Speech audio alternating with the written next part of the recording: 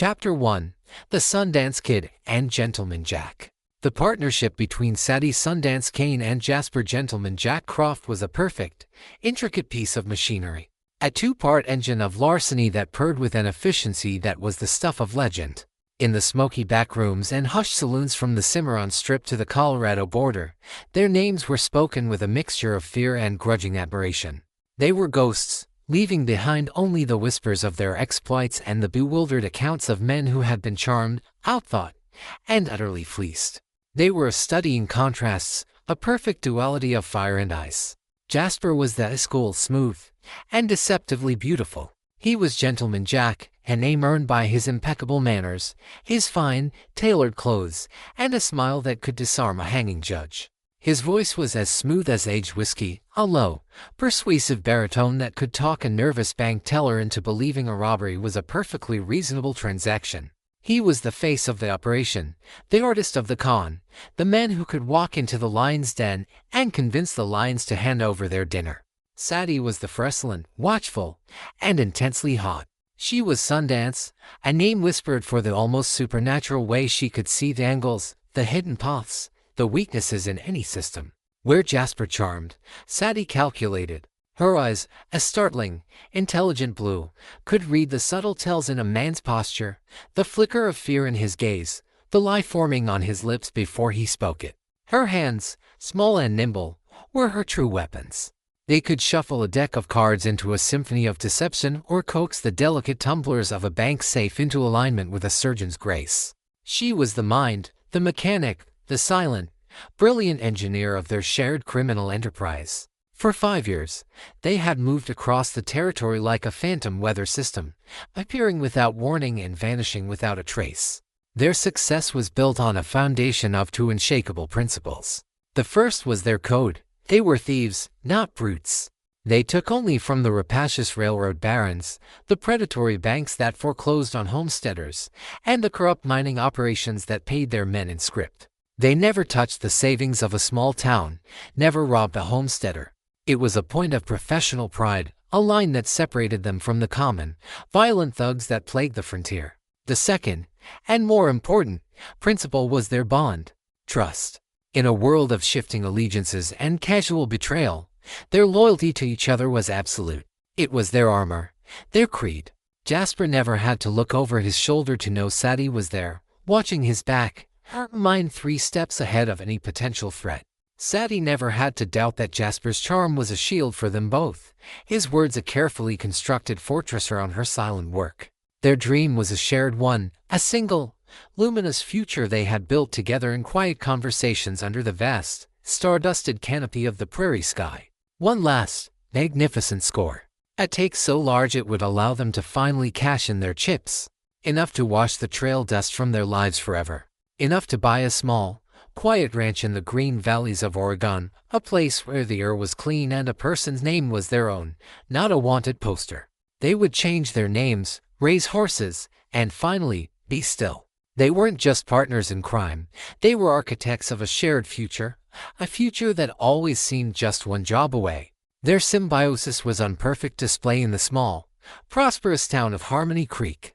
The target was the Merchants Bank, a modest institution, but one that held a sizable deposit from a local cattle baron.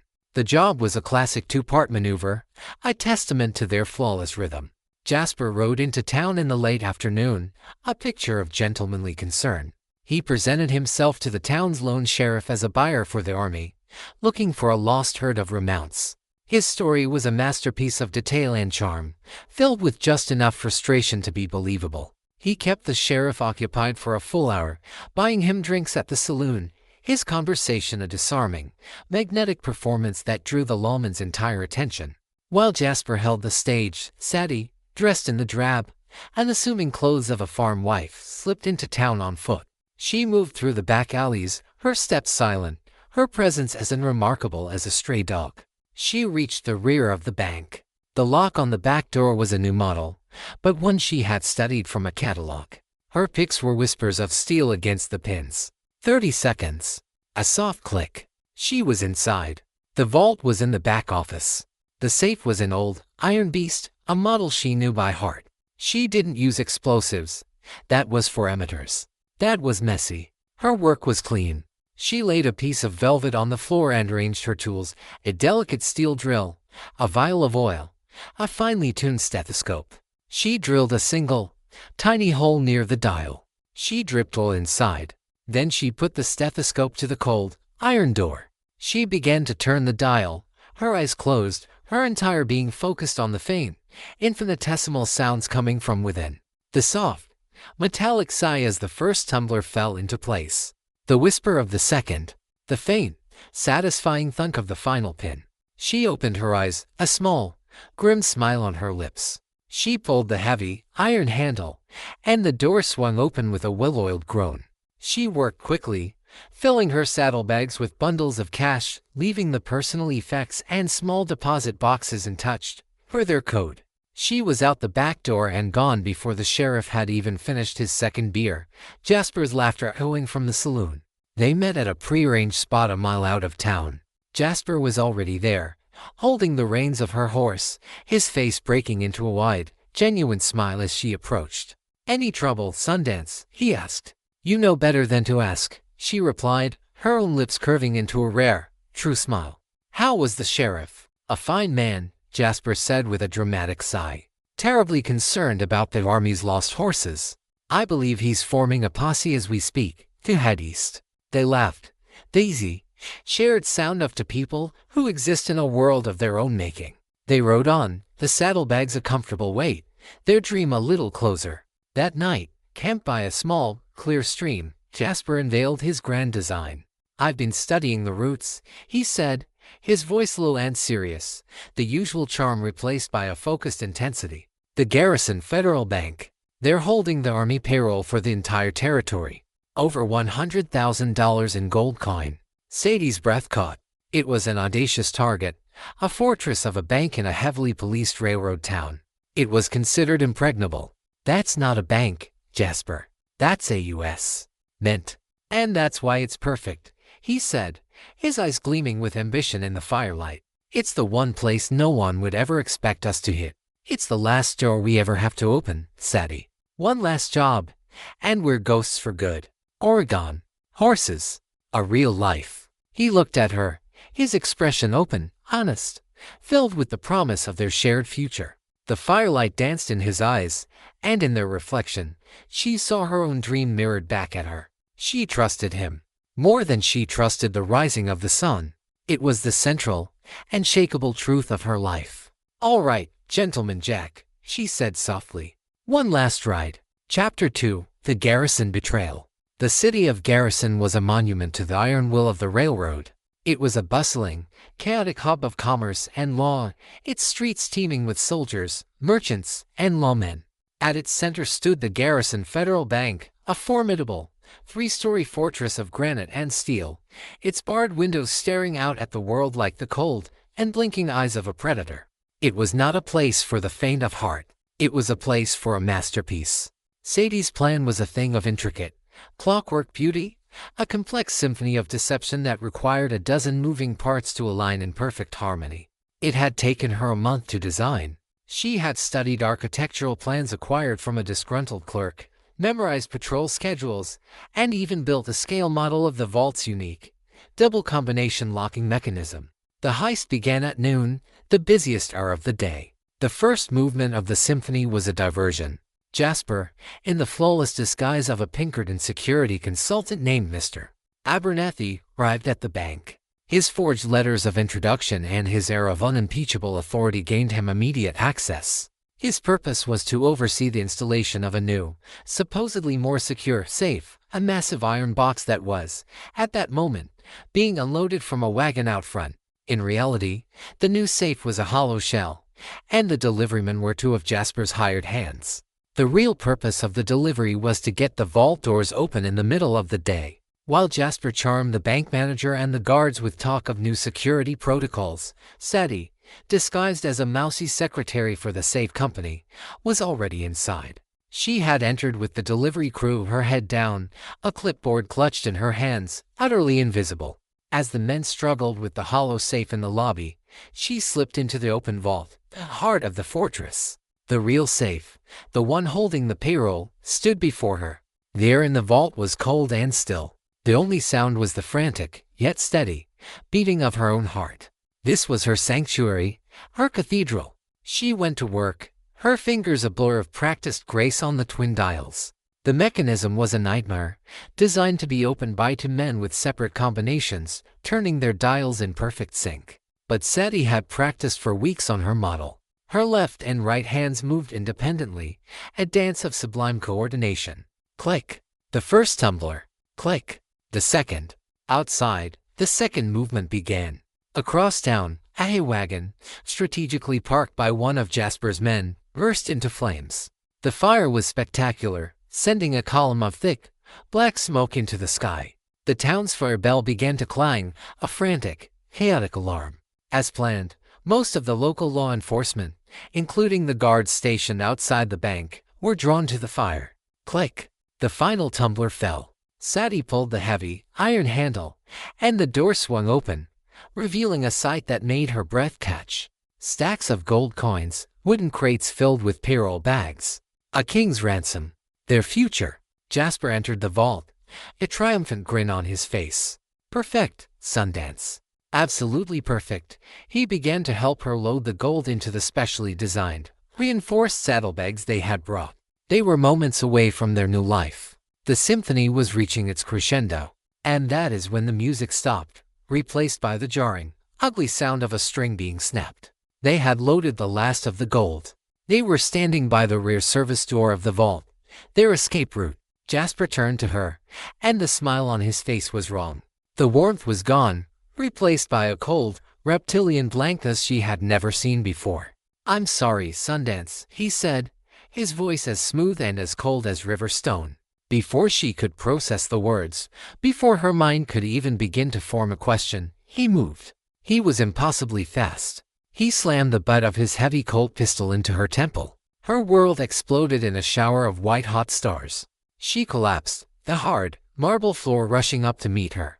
Pain, sharp and blinding, brought her back to a hazy consciousness. She was on the floor, the metallic taste of blood in her mouth.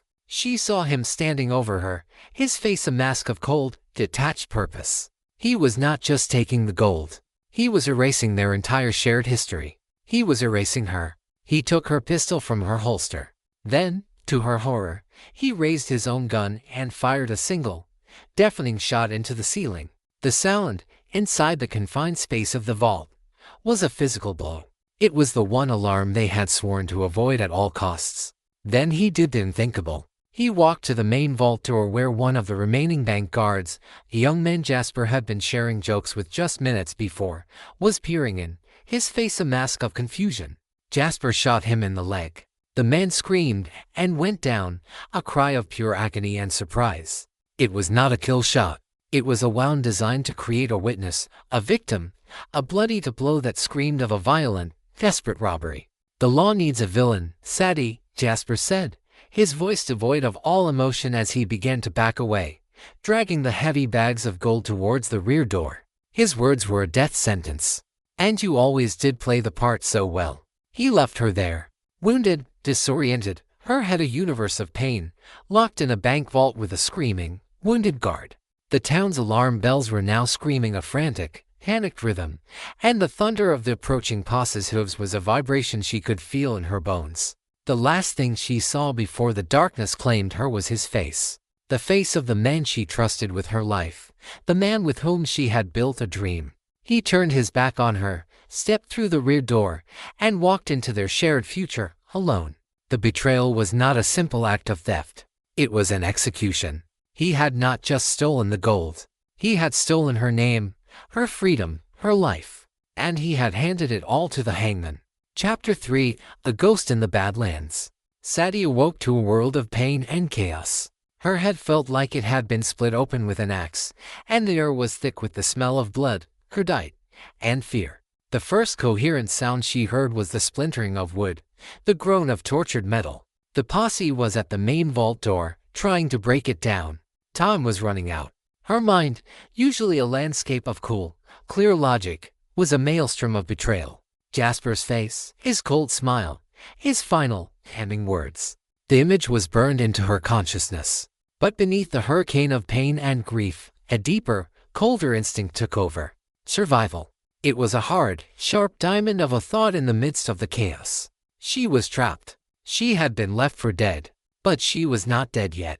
She staggered to her feet, her vision swimming. The wounded guard was moaning on the floor, clutching his bleeding leg. His dropped pistol lay a few feet away. It was a chance. Her escape was not a plan, it was a desperate, brutal act of improvisation. She grabbed the guard's gun. The vault was a stone box with only one main entrance. But her meticulous study of the bank's plans had revealed a weakness, a detail so minor she had dismissed it as irrelevant. A small, secondary service hatch in the rear wall, used for ventilation, bolted from the outside. It was a long shot, but it was the only shot she had. She fired the pistol twice. The gunshots, in the enclosed space, were deafening. The bullets ripped into the heavy oak of the hatch, just beside the locking mechanism. The wood splintered, weakened. She used the butt of the pistol as a club, hammering at the damaged wood with a frantic, desperate strength. She felt splinters tear at her hands, felt the jarring impact in her shoulder, but she didn't stop. Just as the main vault door began to groan and buckle inwards, she broke through. She scrambled through the small, jagged hole, tearing her clothes, scraping her skin. She emerged not into the street, but into a narrow, filthy alley that smelled of garbage and stale beer. She heard the shouts of the posse as they finally burst into the vault behind her. She did not look back. She ran. She was wounded, bleeding, and her face, the face of Sadie Sundance Kane, was now the most infamous in the territory. Wanted posters, printed with astonishing speed, were being nailed up in every town and at every crossroads. The official story, a narrative skillfully crafted by Jasper through a series of anonymous tips to the law and corroborated by the terrified, wounded guard, was a masterpiece of deception. Sadie Sundance Kane, a ruthless killer, had shot her own partner, Jasper Croft, who was now presumed dead, wounded a brave guard in a cold-blooded act of violence, and made off with the entire garrison payroll. She was no longer a ghost. She was a monster. Leading the hunt was U.S. Marshal Elias Thorne, a man whose reputation was as formidable as her own. He was not a small-town sheriff. He was a relentless, intelligent lawman who saw the garrison heist not as a simple robbery, but as a personal insult to his authority. He was known for his tenacity, for his ability to follow a trail that had long gone cold. He was a hunter of her own kind. Sadie fled into the sun-baked hell of the Badlands, a landscape as harsh and unforgiving as the law at her back. For weeks, her life was reduced to a primal, moment-to-moment struggle for survival. She set her own head wound with a needle and thread from a stolen sewing kit, the pain a white-hot fire that almost made her pass out. She learned to hunt rabbits with snares made from her own hair, to find water by following the flight of birds, to sleep in cracks in the rock, never staying in one place for more than a few hours. The physical hardship was immense, but it was nothing compared to the gnawing, corrosive acid of the betrayal. Jasper's face haunted her waking hours and her brief, troubled sleep. She had given him her trust, her loyalty, her future. He had repaid her with a shallow grave. Her lowest point came a month into her flight. Her horse went lame, and she had to shoot it. A fever took hold, a product of her infected wound and malnutrition. She collapsed in the shadow of a towering rock spire, her body giving out, ready for the end. She was ready for the buzzards, for the sun, for Marshal Thorne to find her desiccated corpse. It was here that he found her. An old, half-mad prospector named Silas, a man who had left the world of men behind decades ago. He was a creature of the Badlands, his skin the color of tanned leather, his eyes a startling, pale blue that held the vast, empty wisdom of the desert. He found her not out of kindness, but out of a shared, feral distrust of the civilized world. He saw the look in her eyes, look of a creature that has been betrayed by its own kind, and he recognized it. He carried her back to his hidden camp, a network of cool, dry caves tucked away in the heart of the mesas. He did not ask her name or her story. He simply tended to her, treating her fever with bitter herbs, cleaning her wound with whiskey. He shared his meager for jerked venison and hardtack, and slowly she began to heal. In his rambling, paranoid stories, told by the light of a small, smoky fire, he gave her the one thing she needed more than medicine. He gave her information. He spoke of the boomtown of prosperity, a place 200 miles to the north, a place where new gold strikes had created a frenzy of greed and opportunity. A place, he said, where a man's past could be washed away by the sheer weight of his coin. Saw a fella passin' through a few weeks back, Silas rasped, his eyes on the fire. Had in that way. A fancy man. Smelled of perfume and lies. Had saddlebags so heavy his horse could barely walk. Sadie knew, with an absolute, chilling certainty. Jasper. He had made it. He was reinventing himself, building their dream on her grave. The spark of vengeance was lit. It was not a hot, passionate flame. It was a cold, hard, blue-white fire. The ghost of Sadie Sundance Kane had died in that vault in Garrison. The woman who healed in the old prospector's cave was someone new. Someone colder, harder. She was no longer a partner. She was no longer a thief dreaming of a new life. She was an instrument of pure, focused revenge. And she was about to go hunting. Chapter 4, The Hunter's Garb. The Badlands were a crucible. They had taken Sadie Sundance Kane, the brilliant, fiery outlaw, and had burned her down to her very essence. What emerged from that crucible, trekking out of the mesas a month later, was a different woman entirely. The fire was still there, but it was no longer a visible flame. It was a core of white-hot, focused purpose, banked down and hidden deep within. The world thought Sadie Kane was a ghost. She was about to become one. She knew she could not ride into a boomtown like prosperity looking like a woman on the run. The name Sundance Kane was a death sentence, her face a one-way ticket to the gallows. To hunt Jasper, she had to erase herself. She had to bury the woman she was and invent someone new, someone so bland and unremarkable that she could move through the world completely unseen. Her transformation began with a pair of shears. In the quiet solitude of Silas's cave, she took the rusty tool to her long, fiery red hair, a feature as much a part of her legend as her skill with a safe. She hacked at it, the auburn locks falling to the dusty floor like severed pieces of her old life. She was left with a short, jagged, boyish cut, which she then systematically stained a dull, mousy brown using a paste made from crushed walnuts and dirt. The vibrant color that had defined her was gone, replaced by a drab anonymity. Her clothing was the next to go. She traded her practical, trail-worn trousers and leather vest uniform of a free woman with a passing, bewildered tinker. In exchange, she received a gray, high-collared, homespun dress, the kind of garment designed to suffocate a woman's form and spirit.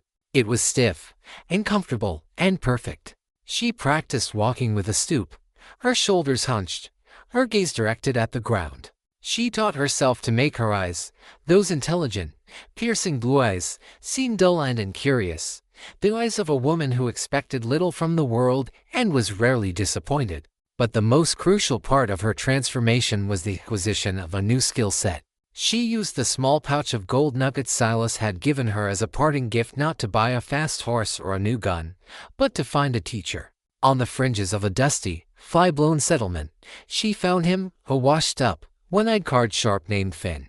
A man whose hands were crippled with arthritis but whose mind was still a library of deception. For 2 weeks, she became his student. Jasper had always been the card player, his charm and bravado his greatest assets at the poker table. But Sadie had been the one watching, her mind dissecting the mathematics of the game, the subtle psychology of the bluff.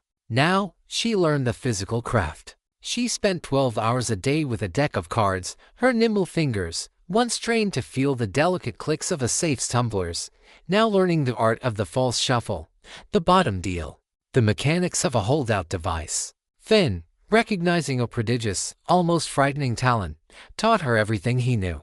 She was not just learning to cheat, she was learning to control the narrative of the game, to manipulate the very fabric of chance.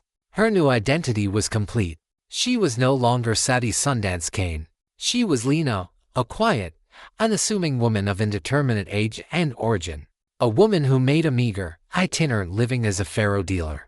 It was the perfect cover. A faro dealer was a fixture in any saloon, a part of the machinery of the room that everyone saw but no one noticed.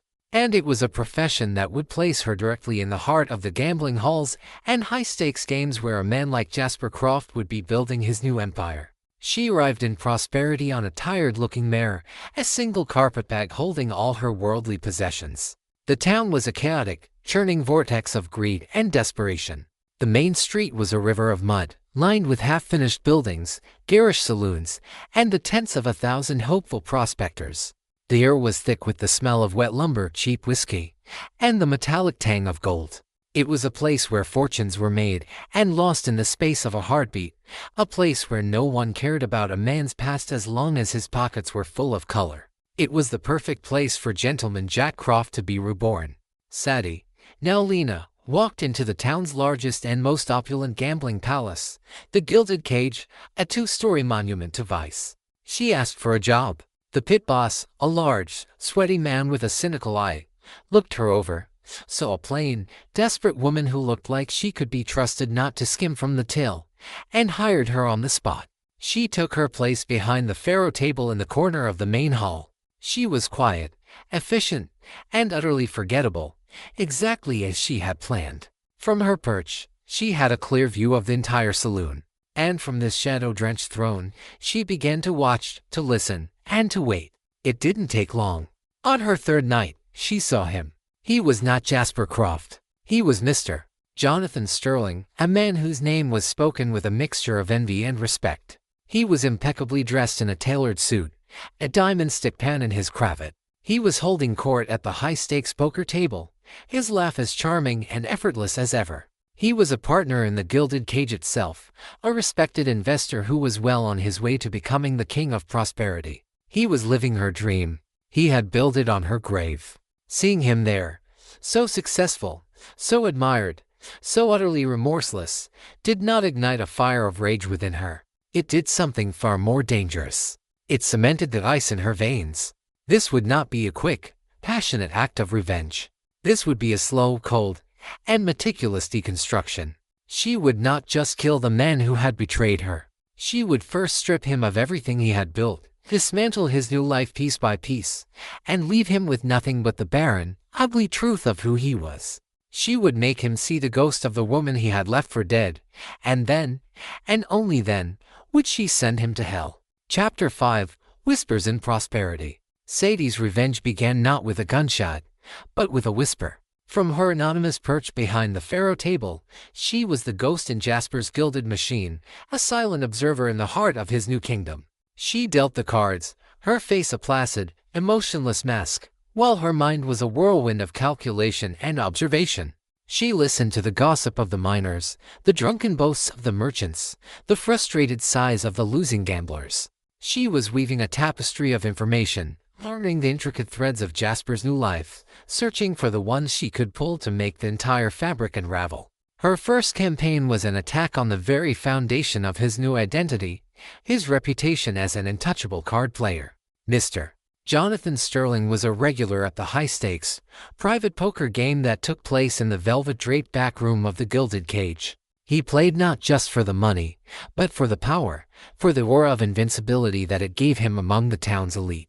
But Sadie knew his game better than he knew it himself. She had spent 5 years watching him, analyzing him. She knew the subtle, almost imperceptible tells that he thought were invisible, the way his left eye twitched almost invisibly when he was bluffing a weak hand, the way he would casually stack his chips into neat, perfect columns when he was holding a monster. She chose her weapon carefully, a hot-headed, obscenely wealthy cattle baron named McCoy, a man with a massive ego and a deep-seated hatred for losing to the smooth, sophisticated Mr. Sterling. Sadie began a subtle, anonymous correspondence with him. A note, written in a plain, spidery script, would be left in his hotel room. Sterling is a good bluffer, but he cannot hide the truth from his own eye. Another would be slipped to him by a saloon girl he favored. Watch the man's hands. A neat stack betrays a neat hand. McCoy, at first suspicious, began to watch. He saw the twitch. He saw the neat stacks of chips. He started folding when he should have, calling when Jasper was weak, and raising when the signs were right. For the first time in his life, Jasper Croft started losing, and losing badly. It was not a catastrophic loss of money net yet, but it was a catastrophic loss of face. He grew frustrated, confused. His smooth, charming facade began to crack under the pressure. The other players at the table sensed the shift, the scent of blood in the water. The untouchable Mr. Sterling was suddenly, inexplicably, vulnerable. Sadie's second front was an attack on his business. Jasper, in his guise as a savvy investor, was on the verge of securing a lucrative, exclusive contract to supply timber and equipment to the new railroad spur being built through the mountains. The deal was being financed by a cautious, conservative investor from Boston, a man named Abernathy, who had staked his reputation on Sterling's good character. Sadie, listening to the loose talk around the saloon, learned the details of the deal. She knew the location of Jasper's new, elegantly appointed office. The lock on his door was a joke, a simple pin tumbler mechanism she could have opened with a hairpin. One night, she slipped inside, a shadow moving through the opulent room. She wasn't there to steal money. She was there to steal the truth. In his desk, she found what she was looking for, a secondary ledger, one not meant for his partner's eyes. It detailed how Jasper was using substandard, cheaper timber and bribing the railroad foreman to approve the shipments. He was planning to fleece his own partner. She didn't take the ledger. She used a technique she had learned for forging documents, carefully copying the key pages in a perfect imitation of Jasper's handwriting. She had the copies delivered anonymously to Mr. Abernathy's hotel room, along with a simple and signed note. A man's character is best seen in the margins of his account book. The fallout was immediate and spectacular. Abernathy, a man for whom honor in business was everything, confronted Jasper publicly in the saloon. He produced the copied pages. Jasper, for once in his life, was left speechless, his charm useless against the cold, hard proof of his own duplicity. The deal collapsed. The railroad contract was lost. And Mr. Jonathan Sterling's reputation as an honorable businessman was left in tatters. Jasper felt the walls of his perfect new life beginning to close in. He was hemorrhaging money and respect. He had no idea where the attacks were coming from. It felt like the universe itself had turned against him. He became paranoid, lashing out at his partners, his temper growing shorter and more volatile. He started drinking more heavily, his plays at the poker table becoming more reckless and desperate. Sadie watched it all from behind her faro table, her face as placid and unreadable as a stone. She felt no joy, no thrill of victory. She felt only the grim, cold satisfaction of a complex machine operating exactly as it was designed. She was a ghost in his life, a whisper of ruin. She was not just getting even. She was performing a meticulous, surgical deconstruction of the man he had pretended to be, revealing the hollow, rotten core of the man he truly was. Chapter 6: The Marshal's Rival. Just as Sadie's invisible war against Jasper was reaching its apex, a new, far more dangerous player arrived on the board. A lone rider came into Prosperity, a man who moved with a quiet and hurried authority that set him apart from the town's frantic gold seekers. He was tall, with a lean, weathered face and the kind of pale, observant eyes that missed nothing. It was U.S. Marshal Elias Thorne. He did not come with a posse, and he did not come with a specific name on his lips. His official business was to establish a federal presence in the booming, lawless town. But Sadie knew, with a chilling certainty, that he was here for her. The trail of the Garrison robbery had been cold for months, but a man like Thorne did not give up. He was a hunter who understood that sometimes the best way to find your prey was to go to the place where it would feel the safest.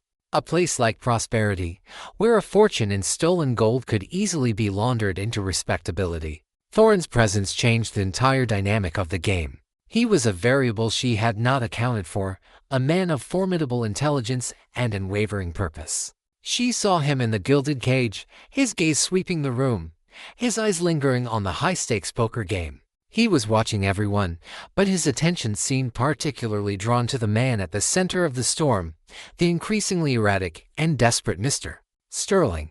Jasper, for his part, was terrified. He recognized the marshal instantly, the arrival of the one man in the territory who was actively hunting the ghost of the Garrison robbery was a disaster. He became even more paranoid, convinced that the marshal's presence was somehow connected to the string of bad luck that was destroying his life. He saw conspiracies in every shadow. For Sadie, Thorne was both a threat and an opportunity. He was a direct danger to her own freedom. If he ever discovered her true identity, she would hang. But he was also a potential weapon, a tool she could use to complete Jasper's destruction. The marshal was looking for a ghost, for a ruthless killer named Sadie Kane. Sadie decided she would give him one. Her plan was audacious and incredibly dangerous. She needed to link Mr. Jonathan Sterling directly to the Garrison robbery, to paint him not as a victim, but as a secret accomplice to the notorious Sundance Kane. She needed a piece of irrefutable proof. She needed something from the robbery itself. She remembered a detail from the heist, something only she and Jasper could have known. One of the gold crates had been damaged in transit, and a single, unique gold coin, a rare 1855 Carson City Double Eagle, identifiable by a small, distinctive die crack on the eagle's wing, had been loose in the bottom of the safe. In the rush, Jasper had pocketed it, a personal trophy. "For good luck, Sundance," he had said with a wink. Sadie knew that a man as vain and sentimental as Jasper would have kept it. It would be his secret reminder of the day he became a king. The coin was the key. She had to find it. And that meant she had to get back inside Jasper's office, a place he now guarded with a new, paranoid ferocity. The game had escalated. It was no longer a two-player match between her and Jasper. It was now a deadly, three-sided affair, with a U.S. Marshal as the wild card. Sadie knew that her next move would be her most dangerous. She was no longer just whispering. She was about to shout, and she had to be sure that when the dust settled, she was the only one left standing. Chapter 7: The Double Eagle. The hunt for the Double Eagle was a return to the skills that had defined Sadie's old life. Jasper's office, once a symbol of his achievement, had become his bunker. He was rarely away from it, and when he was, he kept a hired guard, a large, dim-witted thug named Boone, stationed by the door. A direct approach was impossible. Sadie needed a diversion, a moment of chaos that would draw both Jasper and his watchdog away. The opportunity came in the form of a high-stakes prize fight being held in the main hall of the Gilded Cage. The entire town, including Marshal Thorne, was gathered to watch. Jasper, as the proprietor, was obligated to be there, acting as the master of ceremonies. But he left Boone guarding his office, with strict instructions not to move for any reason. Sadie's plan was a masterpiece of misdirection. She didn't start a fire or a brawl. She used something far more subtle, greed. She had identified a loose floorboard in the hallway outside Jasper's office. Using a small blade, she carved a series of crude symbols onto a handful of lead slugs, making them look like mysterious treasure tokens. Just as the prize fight was reaching its climax, she paid a young shoeshine boy $1 to find one of these tokens near the bar and make a loud fuss about his discovery. The effect was instantaneous. In a town consumed by gold fever, the idea of a hidden treasure map or a secret claim was an irresistible lure. A rumor swept through the saloon like wildfire. The boy, as instructed, led a growing, excited crowd towards the hallway where he'd supposedly found more. The guard, Boone, heard the commotion. He was a man of simple desires, and the thought of a hidden treasure just a few feet away was a temptation he couldn't resist. He hesitated, then abandoned his post, drawn into the mob of treasure seekers who were now prying up the loose floorboard where Sadie had planted the rest of the worthless tokens. The hallway was a scene of chaos. Jasper, hearing the uproar, was drawn from the prize fight, his face a mask of fury at the disruption. Marshal Thorne, ever the observer, followed, curious about the sudden breakdown of order. For a few crucial minutes, every important eye was focused on a worthless deception. This was Sadie's window. While the entire saloon was looking one way, she was moving the other. She slipped up the back stairs to the second floor, to the outside balcony that ran along the building. The window to Jasper's office, as she had noted days before, had a faulty latch. A thin piece of wire was all it took. She was inside. The office was a reflection of Jasper's growing paranoia. Papers were in disarray, a half-empty bottle of whiskey on the desk. She had only moments. Where would he keep a personal trophy? Not in the main safe. It had to be somewhere close, somewhere secret. She ran her fingers along the underside of his massive oak desk. Her touch, trained to feel for the slightest imperfection, found it, a small, hidden spring-loaded drawer. She pressed it, and the drawer popped open. Inside, nestled on a bed of black velvet, was the coin. The 1855 Carson City Double Eagle, the tiny, distinctive crack on the eagle's wing gleaming in the lamplight. She took it, but she didn't just leave. She had to set the final piece of the trap. She took out a single playing card from her sleeve with Queen of Hearts and placed it in the velvet-lined drawer where the coin had been. A calling card for Jasper, a symbol of the woman he had betrayed.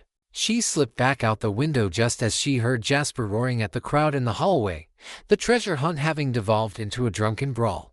She had the proof. Now, she just had to deliver it to the marshal without revealing herself. Chapter 8. The Ghost's Gambit. Sadie's final move was a gamble of breathtaking audacity. She couldn't simply hand the coin to Marshal Thorne. He would ask where she got it, and her cover would be blown. She had to make him find it, and in a way that would inextricably link it to Jasper. She knew Thorne was a meticulous investigator. He had been quietly looking into Jasper's finances, suspicious of his sudden, immense wealth. She decided to use the marshal's own diligence against him. She crafted an anonymous letter, her handwriting a cramped, semi-literate scrawl. The note was supposedly from a disgruntled, recently fired clerk from Jasper's office. It spoke of a secret ledger, a book that detailed Mr. Sterling's true business, hidden not in the main office, but in a small, rented room at the back of the town's Assi Officia place where he secretly met with his less savory contacts. The secret ledger was a complete fabrication, but the room was real. Sadie had rented it herself a week prior under a false name. The night after the chaos at the Gilded Cage, she put the plan into motion. She slipped the letter under Marshal Thorne's door at the hotel. Then she went to the rented room at the Assi office. She didn't plant a fake ledger. She planted a single, damning piece of evidence. Using a technique for lifting fresh ink, she had forged a bill of sale, making it appear that Jasper had recently purchased a very specific, high-end saddle identical to the one Sadie Kane was known to ride. It was a subtle link, but a powerful one.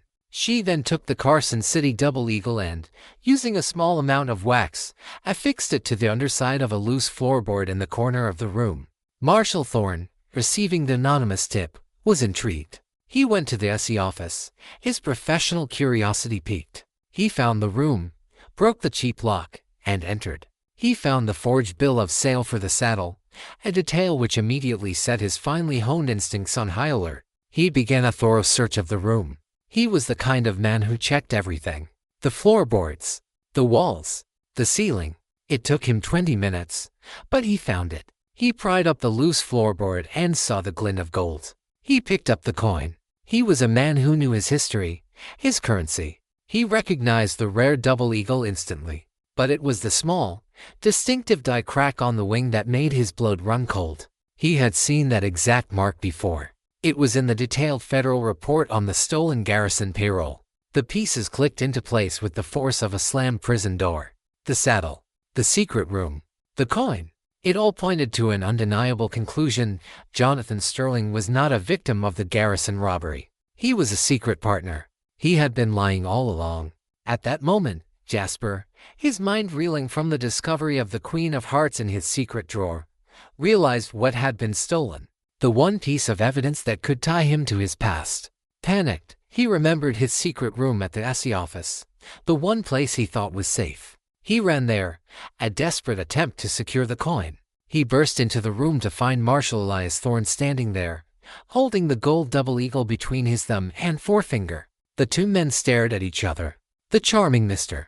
Sterling and the relentless U.S. Marshal. The lie and the truth. "You have some explaining to do, Mr.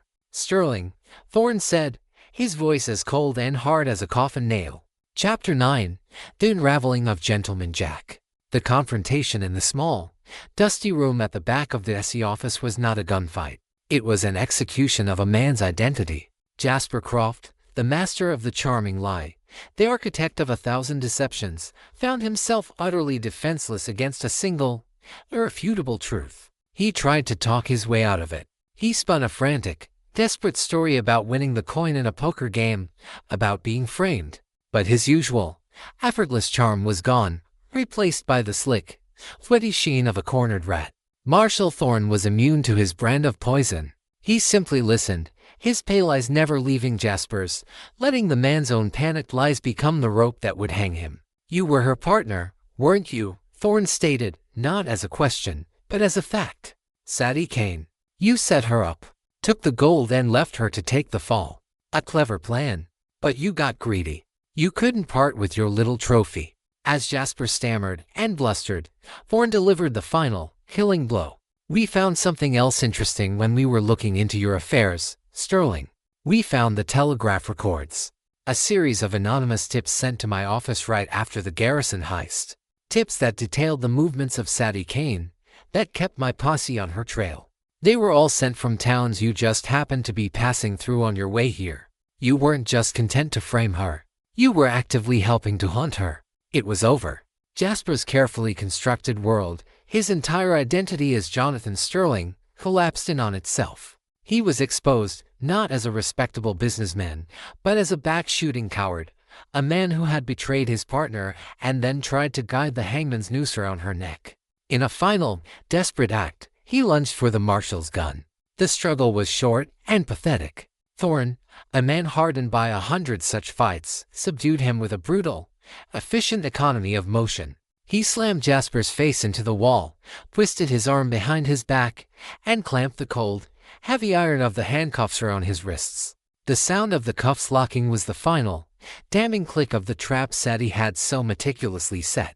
Thorne marched his prisoner out into the main street of Prosperity, the site of the town's most celebrated investor being led in chains by a U.S. Marshal was a spectacle that brought the entire town to a standstill.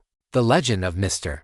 Jonathan Sterling died right there, in the mud of the street, under the shocked and contemptuous gaze of the people he had fooled. From the window of a second-story room in the boarding house across the street, Sadie watched it all. She saw the cuffs lock around his wrists. She saw the look of absolute, soul-crushing defeat on his face. She saw her dream, the dream he had stolen, turn to ash in the harsh light of day. She felt no triumph. She felt no satisfaction. She felt only a vast, hollow emptiness. The fire of her vengeance had consumed its fuel, and now there was nothing left but the cold. She had won. She had stripped him of everything. But she was still a ghost, a woman with a dead name and a future that was a blank, empty page. Chapter 10. The Ghost's Bargain. Sadie did not flee. She waited. She knew the final act of the play was yet to come. The next day, there was a knock on her door. It was Marshal Thorne. He did not come with a gun drawn. He simply stood there, his hat in his hands, his expression one of weary, professional respect. "I know who you are," he said, his voice quiet.